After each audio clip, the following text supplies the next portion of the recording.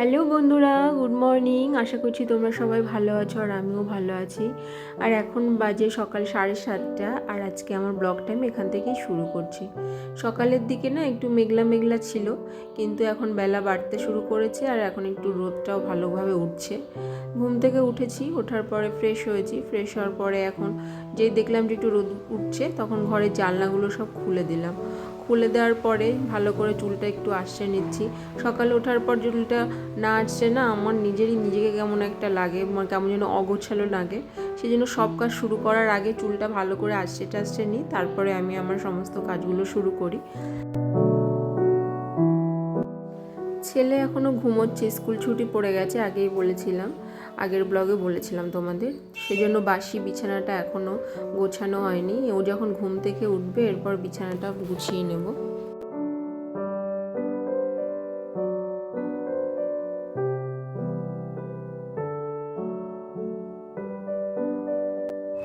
ছেলেকে ঘুম থেকে তুলে দিয়েছি, তারপরে ওকে ব্রাশ ট্রাশ করিয়ে দিয়ে ফ্রেশ করেছি। এখন বিছানাটা গুছিয়ে নিচ্ছি।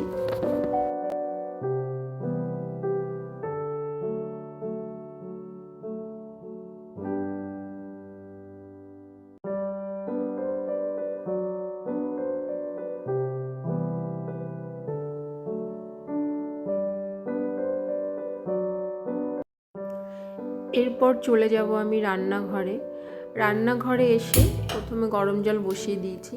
এখান থেকে কিছুটা জল ছেলেকে খাওয়ানোর জন্য তুলে রাখবো, মানে ও টিফিনটা করবে তার জন্য গরম জল লাগবে।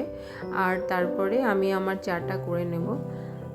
কোনো দিন লিকার চা খাই, কোনো দিন আবার দুধ চাও খাই, সেটা নিজের মুডের উপরই ডিপেন্ড করে।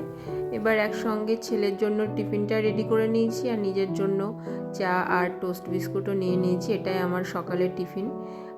এরপরে চলে এসেছি, আবার ছেলেকে খাইয়ে দাইয়ে আবার চলে এসেছি রান্নাঘরে এসে প্রথমে এখন ভাতটা বসিয়ে দেবো।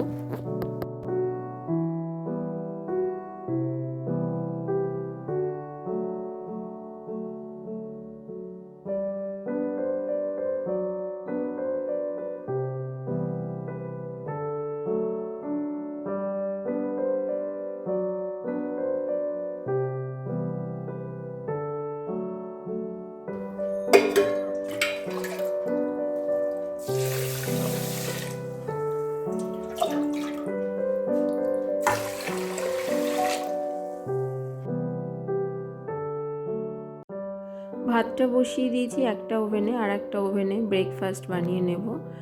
সকালে চা আর টোস্ট বিস্কুট খেয়েছিলাম, আর এখন ভেবেছি একটু ডিম পাউরুটি করব আমার জন্য আর আমার শ্বশুর মশাইয়ের জন্য। শাশুড়ি মা খাবেন না।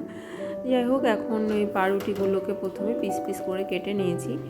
এখন এটাকেই ডিম পাউরুটি বানাবো। ছেলেকে এটা আর দেবো না, ও যেহেতু সকালে সেরিগ্রো খেয়েছিল, ওই জন্য ভাবলাম থাক, এটা আর ওকে দেবো না, ওর জন্য আলাদা করে একটা ডিম পোচ করে দেবো। তো এখন আমাদের টিফিনটা রেডি করছি।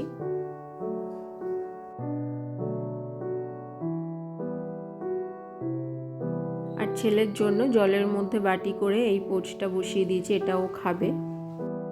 নাও।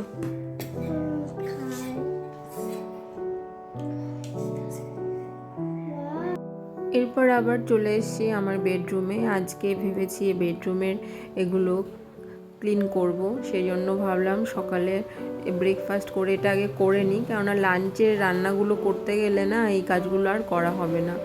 প্রতি সপ্তাহে একবার করে করার চেষ্টা করি, না হলে বেশি দিনের গ্যাপ পড়ে গেলে না খুব নোংরাটা বেশি হয়ে যায়, আর সেটা ক্লিন করতে আরও বেশি টাইম লাগে।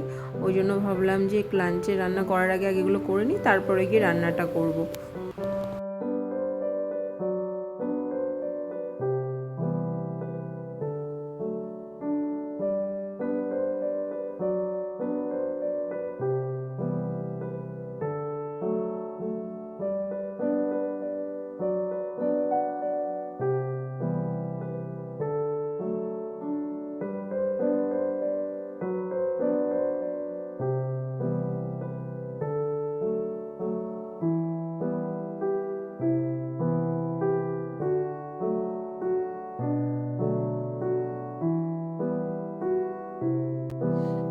প্রতিদিন এক একটা রুমের ক্লিনিং করি। আজকে আমার বেডরুমটা করছি, এর পরের দিন অন্য রুমগুলো করব। একই দিনে সব রুম তো আর ক্লিন করা যায় না, সেটা খুবই কষ্টসাধ্য ব্যাপার। কেননা সংসারে তো আরও কাজ আছে। শুধু যদি ক্লিনিংই করতাম তাহলে হয়তো সব ঘরগুলো একদিনে করা যেত, কিন্তু শুধু ক্লিনিংয়ের ব্যাপার নয়, রান্নাবান্না আছে, ছেলেকে দেখা সামলানো, অনেক কাজই থাকে। যাই হোক, এবার এটা করে নেব, তারপরে আবার চলে এসেছি কিচেনে। আর কিচেনে আজকে অনেক ধরনের মাছ এসছে, সঙ্গে মাছের ডিমও এনেছে। তা এতটা তো লাগবে না, আমরা সংসারে মাত্র 4 জন মানুষ। তা ওই কিছুটা মাছ আজকে রান্না করব আর কিছুটা তুলে রাখবো, সেটা ফ্রিজে রেখে দেবো আর কি, সেটা নেক্সট ডেতে হয়ে যাবে। তো আজকে এই মাছটা দিয়ে আলু দিয়ে ঝোল করব, আর মাছের ডিমের দিয়ে এটা বড়া বানাবো, এটা খেতে খুবই ভালো লাগে।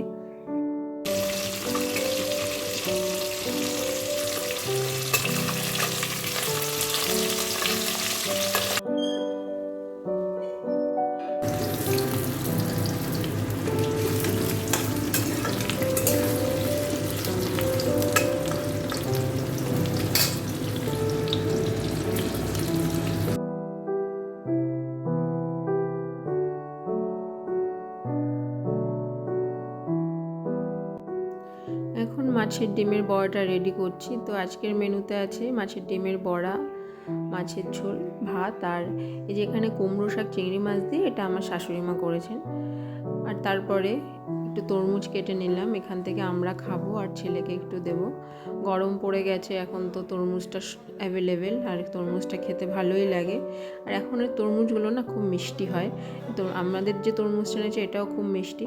আমরা খাবো, আর ছেলের জন্য যে বাটিতে তুলে নিচ্ছি ওকে দেব খাওয়ার জন্য।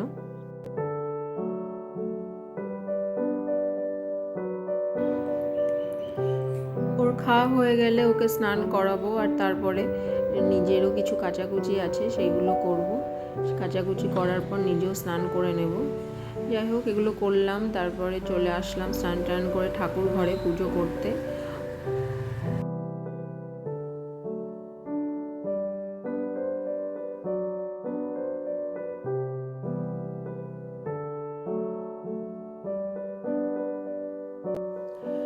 পুজো করার পরে এখন ওকে খাইয়ে দিচ্ছি। কোনো দিন আমি নিজেও খাই, ওকেও খাই, মানে একসঙ্গে খেতে বসি। কোনো দিন আমার ওকে আগে খাইয়ে দিই, তারপর আমি খাই। তো আজকে ভাবলাম যে ওকে আগে খাইয়ে দিই, তারপরে আমি খাবো।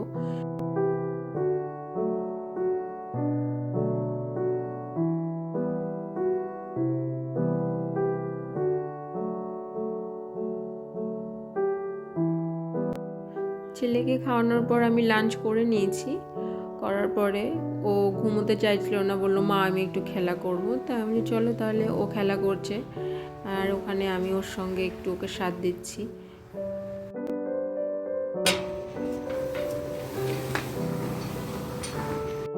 ছেলে কিছুক্ষণ খেলা করলো, তারপরে ওকে ঘুম পাড়িয়ে দিলাম। আর ওকে ঘুম পাড়িয়ে দেওয়ার পর আমি ছাদে চলে এসেছি জামা কাপড় তুলতে। জামা কাপড় তোলার পর এখন আমি গাছে জল দেব। এটা তো রোজকার ডিউটির মধ্যে পড়ে।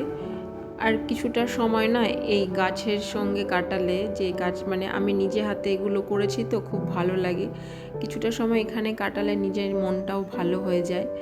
আর এই যে দেখো, কদিন আগে 4টে পেঁয়াজ লাগিয়ে দিয়েছিলাম। ঘরের মধ্যে পেঁয়াজগুলো অনেকদিন ধরে ছিল, তাই শিকড় বেরিয়ে গেছিলো। কি সুন্দর পেঁয়াজ গাছগুলো হয়েছে। আর এই শাকগুলো তো আগেই দানা ছড়িয়েছিলাম। আর এই যে ছোলা ছড়িয়ে দিয়েছিলাম, দেখো ছোলা গাছগুলোও বেরিয়েছে।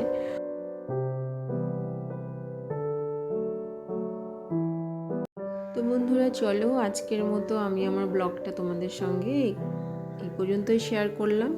দেখা হবে তোমাদের সঙ্গে নেক্সট ব্লগে। তোমরা সবাই ভালো থেকো, সুস্থ থেকো।